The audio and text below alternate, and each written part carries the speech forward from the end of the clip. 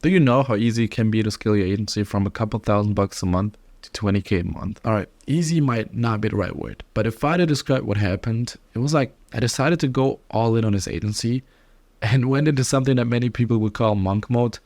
Honestly, I hate that name. I call that shit winter sleep because basically for the whole duration of winter, I'm working and really nobody gets to see me, whatever. So I went to a phase where I was waking up, working out, working, sleeping, and repeating pretty much every day for like 3 months. And honestly, it was not as hard or stressful as it might sound, because in those 3 months, you had small wins along the way, and you basically saw your life changing in real time. At least I did, and that felt really amazing. And when I was raising my head from my desk and, slowly getting out of that phase, I was already at my goal, making anywhere between 15 and 20K a month. And I was like, that was it.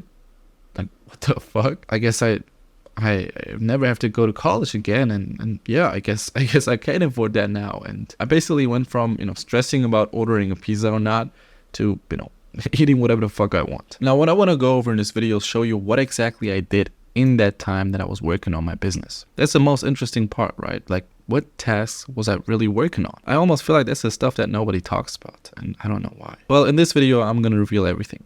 So if you watch this until the end, you basically have everything to take your own agency or freelancing business, wherever you currently are, to 20K a month. And trust me, your life changes dramatically once you make this kind of money. Look, to be honest, man, I'm not a person to spend a lot of money. Look at my fucking phone. I got an iPhone 8, probably like one of the only 5 guys on this world that are running a 6-figure business and having like a 5-6-year-old phone. But essentially, man, with this amount of money, you can go wherever you want, man. I went to Switzerland, I went to France. I just worked from there in between the mountains. I bought a shit ton of gifts for people that I love because I like giving gifts. And I probably spent more on gifts this year for other people than I spend on myself my entire life. That's what I personally spend on, and that's what brings me joy. Oh, and I'm gonna buy myself a nice ass car next year. I want to spend on that. Now let's get into the juicy stuff. Look, I'm really gonna give away everything. I can give you like a quick overview here.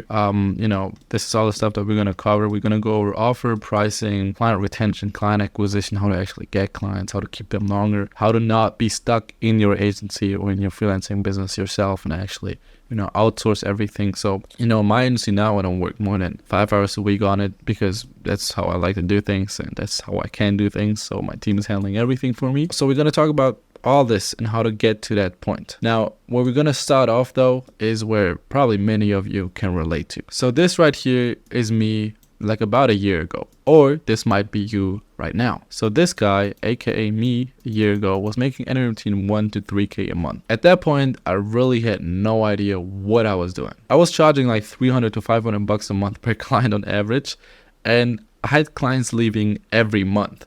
Some literally only stayed a month. I hope somebody can relate. So my first goals were to both get my prices up to anywhere between 1.5 to 3.5K a month per client, and also increase my client retention so I can keep stacking that monthly revenue on top of each other until I reach my goal. All right, let's get into offer and pricing. So I wanted to jack up my pricing, but nobody in their right mind would pay $3,500 a month for what I was delivering at that point, which was just 15 to 30 repurposed shorts from long form content. Now, this offer at this price point was directly competing with people on Fiverr, and that is not a place you want to be. So instead of trying to push down here, I restructured my offer to provide more value for my clients. Instead of repurposing content, we started creating original content from the ground up, and we did that with a very specific goal in mind: strategically growing their channel as quickly as possible and monetizing the audience to various different methods like affiliates, partnerships, or products like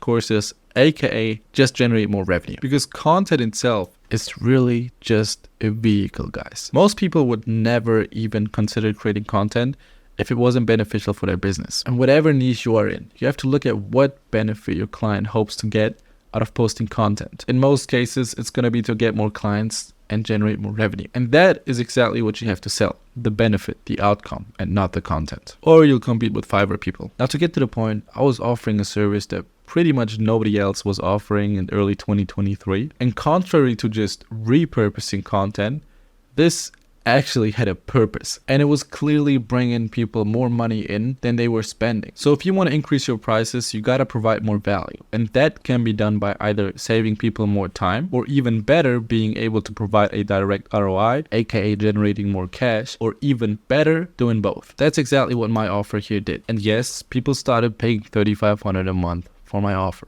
Now, how was I making sure not to lose clients in a month and keep them for as long as possible? So there are a couple basics that need to be in place to hugely increase your client retention. We'll go over all 6 of them. And the more of them you stack on top of each other, and the more of them you have, the higher your client retention. So first, set their expectations straight. The goals and projects we work on take time, and we made that very clear. Make sure your clients actually understand this, so they don't get cold feet like after a month because they haven't made $1 million yet. Make your agreements 4 to 6 months minimum. The second step is a really good onboarding experience. Just imagine you're paying somebody $3,000 up front and you don't hear anything from them for the next 2 weeks. Yeah, you don't feel that great about your purchase, and you kind of feel like this was a wrong investment. I can give you an outline of our onboarding process. So first, collect the cash on the call. Then sign the contract, get that out the way. Now, before we hop off that call, we already schedule in the strategy call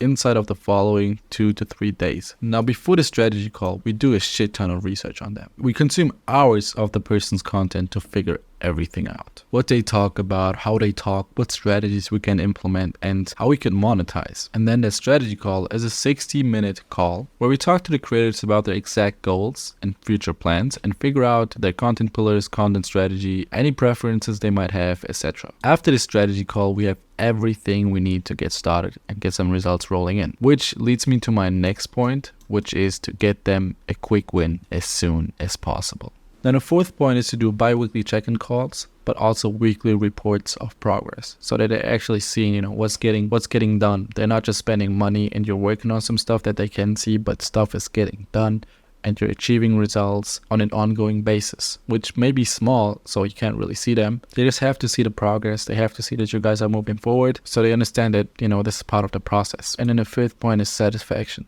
Make sure they are satisfied at all times. And this is, also part of the bi-weekly check-in calls, but you can also ask them in between, or, sometimes just randomly see if everything is fine on their side. And then the sixth, most important one, is to actually deliver some results. You actually need to have a good service to keep clients for longer. All these tricks won't help you if you have a bad service, right? They will leave regardless. Now, at this point, you know how to charge high prices and how to make clients stay longer. Now, once I achieved these 2 things, it was about, acquiring more clients. And this is the part that people overcomplicate the most. Dude, I just sent a shit ton of looms and got clients. The problem that most of you guys have is that you just don't put in the work and don't send enough good looms. Okay, let's break this down. What do I mean by enough and good? Well, your enough depends on how good your emails truly are. So let's go over that first. All right, so first of all, don't send any messages or emails that are like this. Like, what the fuck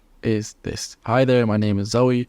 I'm a copywriter at Converter and Sales Copy. If you don't know what a copywriter is, it's when a person, aka me, helps other business get sales.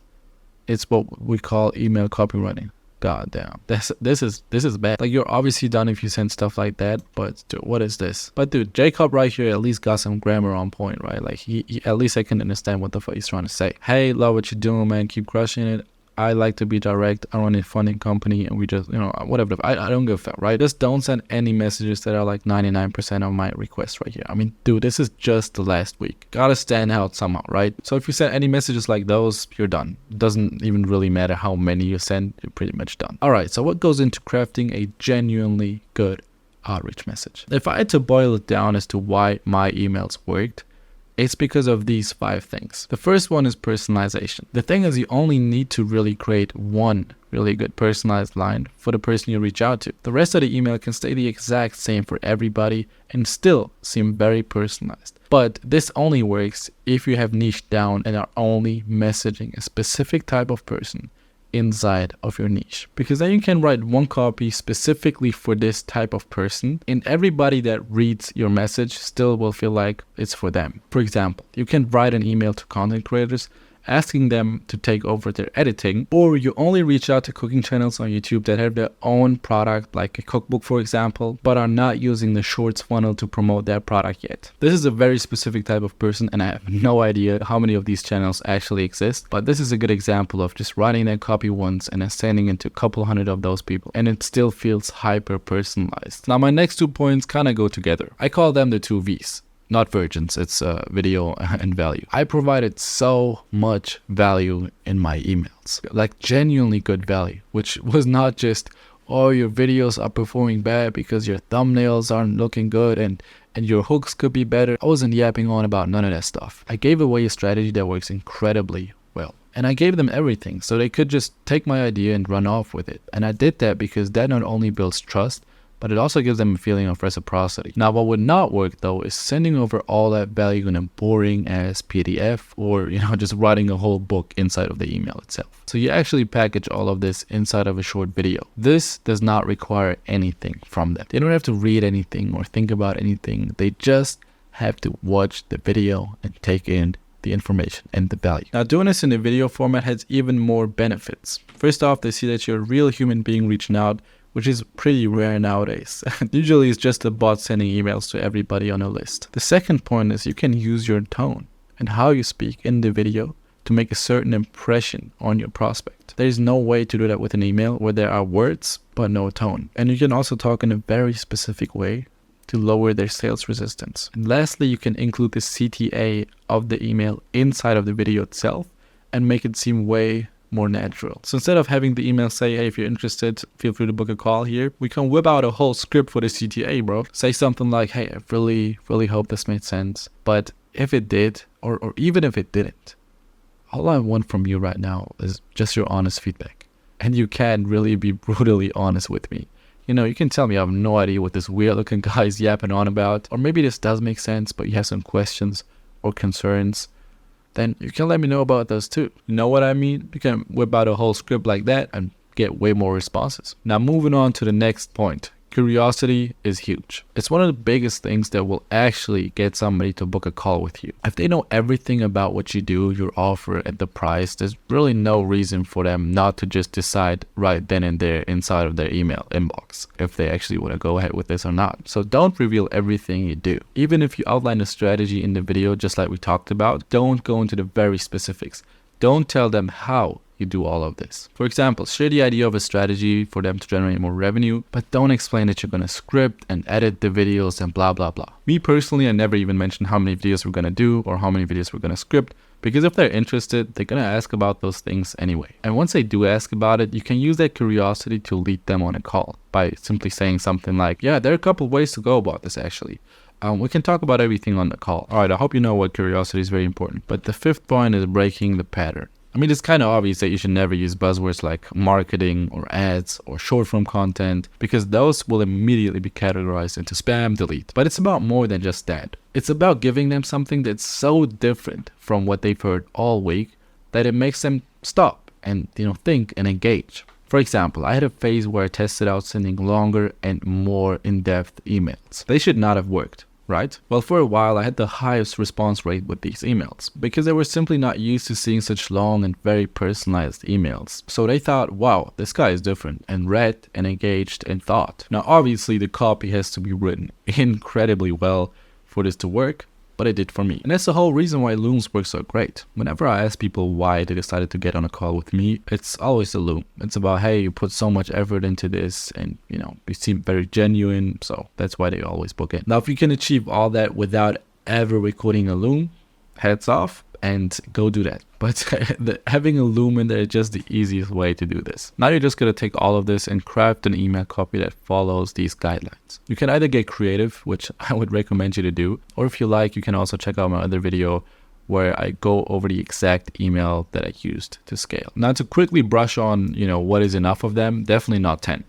If you send out 10, 20, 30, 50, or even 100 emails and you didn't close a client yet, good. Do more, do 50 a day, do 100 a day, raise it. Make more, get better, get clients, make money. All right. And while doing this, track your numbers. KPI tracking is really important because then you can see where the issue is. For example, if a lot of people open up your Loom but nobody responds, then the Loom is trash. If nobody even watches the Loom, then your email copy is probably trash. If they watch and respond, but you can't get them to book in a call, then you're probably doing something wrong in the emails. And if they book in a call, but you just cannot close them, then it's your fucking sales skills. But once you track them and you know, for example, you have a conversion rate of about 2 or 3%, you know, if you send about 100 emails, you should get 2 to 3 clients. Now at this point, you, aka me back then, we have a good offer, can charge high prices. We have systems in place to keep those clients for longer, and we have a client acquisition method to get clients in the first place. So what's the only thing that's left now? Actually delivering the service. In all honesty though, in this phase, I was so focused on scaling that I neglected hiring and building a team. So what happened was I was still doing everything myself when I reached like 14K a month. I was working in and on the business at the same time, managing everything by myself. Now this was probably the most stressful phase I had. So when I was at that point, I started hiring and outsourcing. I think I hired about 6 people in total, and that took all my focus and energy. Training them was a hassle, bro. And 6 people were way too many. Managing them was not great, but now I streamlined everything. I have just 1 assistant and 1 main editor, and then 1 editor who is always on standby. Trust me, you want to have a lean team, high margins, streamlined service delivery, and ultimately less headaches. Now in terms of hiring and outsourcing, I recently made like a full 25-minute video training going over everything, but I'll just quickly give you like the gist of it here, which is, you know, pretty simple. First, just think about what kind of tasks are involved in your service delivery. You know, what do you need to do? For example, for us, it was ideation, you know, scripting, copywriting, editing, posting, reviewing videos, and a couple more little things. And then you think about, okay, so what kind of positions do I need? In this case, you need about 3 positions. A copywriter for the ideation, scripting, and copywriting, an assistant for reviewing the videos and posting, and also admin tasks, and an editor for editing. Now the sites that I would recommend you to use to get those people, ranked from worst to best, is Fiverr, OnlineJobs.ph, Upwork, and YouTubeJobs.co. Fiverr has the lowest quality, but also the cheapest price. OnlineJobs.ph and Upwork are kind of on the same level. You can get pretty good people on there, and they're also pretty affordable. YouTubeJobs.co is usually more premium. You pay more, but you also get pretty good service. But yeah, like I said, I have like a whole 25-minute video going over all of these things step by step. So feel free to check this out later. But man, this is essentially all you need to do to get from, you know, making a couple $1,000 to 20K a month. Please don't fucking overcomplicate this. Just do the things that I outlined here and do them even better. Get more creative, improve on them, and you will get to 20K a month. And probably way further as well. Now, if you need any help with implementing this or have more questions, just DM me on Instagram. It's in the description. But god damn, this video is fucking value packed, man. I hope you like this shit. I laid out everything, man. Better subscribe, bro. There are more gems like this coming. Alright, it's 3 p.m. Haven't eaten shit, so I'm peace out.